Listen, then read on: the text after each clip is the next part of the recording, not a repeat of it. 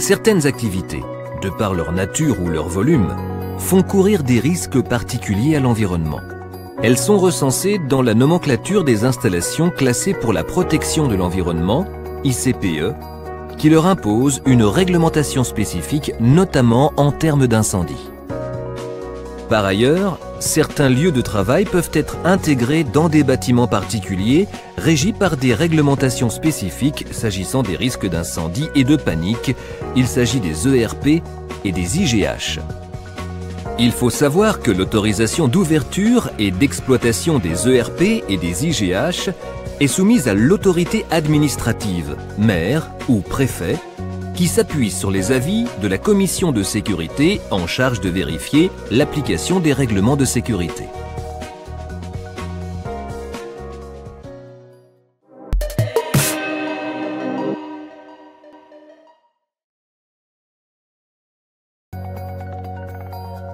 Toute exploitation industrielle ou agricole susceptible de créer des risques ou de provoquer des pollutions ou nuisances, notamment pour la santé et la sécurité des riverains, est une installation classée.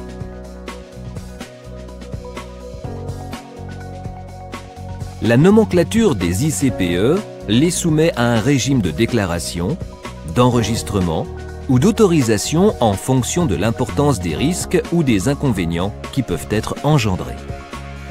La plupart des arrêtés pris suite à l'ouverture des ICPE contient des mesures de prévention du risque incendie, positionnement des bâtiments, conception des locaux, désenfumage.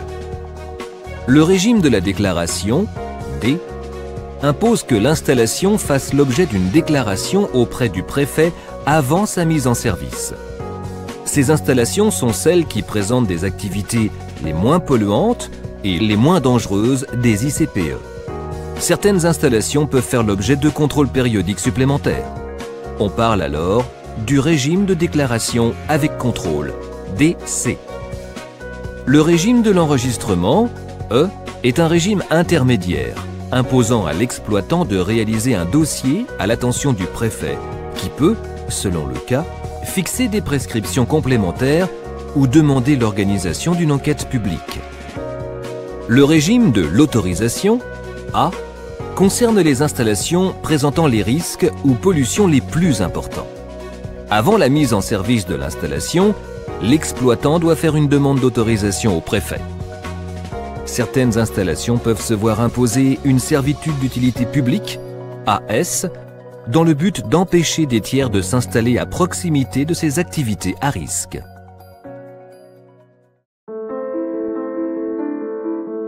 Les ICPE sont classés en rubriques en fonction de deux grands volets. Un classement des substances en fonction de la nature et de la quantité des produits stockés et mis en œuvre, hydrocarbures, explosifs, engrais. Un classement des activités en fonction des opérations et des risques qu'elles présentent.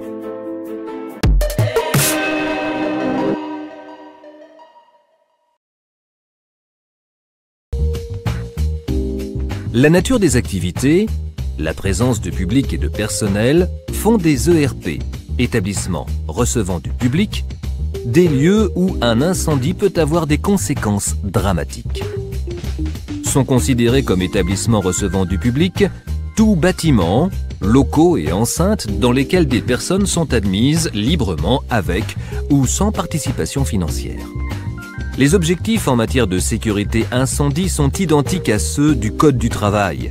Favoriser l'évacuation des personnes présentes, limiter la propagation d'un incendie et favoriser l'intervention des secours. Cependant, la mise en œuvre des différentes mesures est spécifique à chaque type et catégorie de RP. Également, cette réglementation plus contraignante impose des dispositions qui viennent s'ajouter à celles prévues par le Code du travail.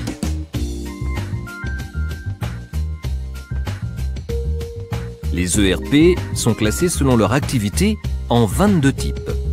La plupart des établissements sont dits classiques. Par exemple, les magasins de vente et centres commerciaux sont de type M, les restaurants de type N, les établissements d'enseignement de type R, etc. Il existe également des établissements dits spéciaux. Par exemple, les gares sont de type GA les hôtels-restaurants d'altitude de type OA, etc. Les ERP sont aussi classés par catégorie en fonction de l'effectif qu'ils peuvent accueillir. Par exemple, les ERP de première catégorie sont des établissements pouvant recevoir au moins 1500 personnes.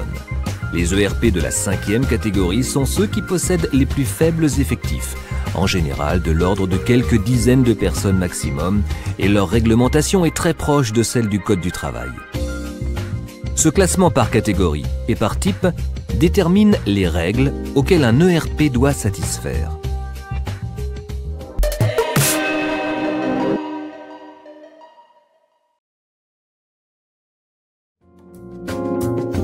La hauteur importante de certains immeubles représente un risque particulier en cas d'incendie. Difficulté d'évacuer la totalité des occupants dans des délais raisonnables. Sauvetage impossible par les échelles aériennes des sapeurs-pompiers. Propagation du sinistre favorisée par la verticalité. Difficulté d'intervention des sapeurs-pompiers accrue par la hauteur. Un immeuble de grande hauteur est un bâtiment dont la hauteur entre le plancher bas du dernier niveau et le niveau du sol le plus haut utilisable aux engins de secours et de lutte contre l'incendie est supérieure à 50 mètres pour les immeubles d'habitation. Pour tous les autres immeubles, cette hauteur limite est de 28 mètres. La construction de ces immeubles est encadrée par une réglementation spécifique afin d'y garantir la sécurité des personnes, mais aussi celle du voisinage. Cette réglementation s'impose à celle du Code du travail pour la partie incendie. La philosophie générale de conception des IGH peut se traduire par un empilement de boîtes isolées les unes des autres, compartiments représentant un ou plusieurs étages, par des parois et planchers coupe-feu 2 heures, ou EI 120, REI 120, selon les fonctions porteuses. Ainsi, un incendie se déclarant à un étage restera confiné au compartiment sinistré pendant au moins 2 heures, ce qui peut restreindre l'évacuation du bâtiment au compartiment limitrophe à celui sinistré.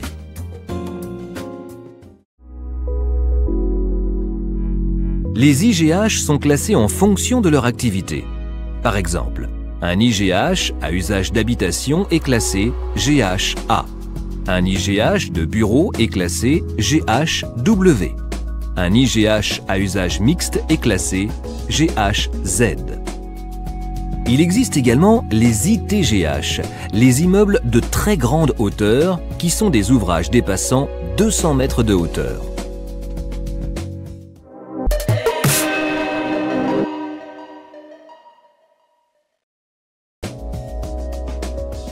Les règlements de sécurité pour la lutte contre l'incendie et la panique dans les ERP et IGH, ainsi que la réglementation des ICPE, sont des réglementations très spécifiques et détaillées, fonction des caractéristiques et activités des bâtiments.